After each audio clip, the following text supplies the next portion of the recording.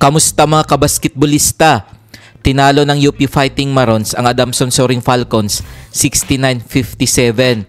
Best player of the game si Terence Fortia sa likod ng kanyang 13 points at 5 rebounds. Wagi naman ang UE Red Warriors kontra sa NU Bulldogs 57-51.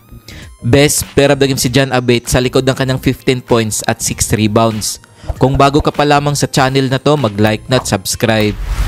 Heto ang team standings as of September 28, 2024. UP Fighting Marons 5 wins 0 loss. Del Eso Green Archers 4 wins 1 loss.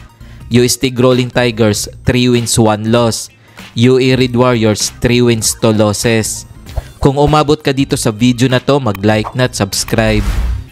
Adamson Soaring Falcons 3 wins 3 losses. Ateneo Blue Eagles 1 win 3 losses. NU Bulldogs 1 win 5 losses. FEU Tamaraws 0 win 5 losses.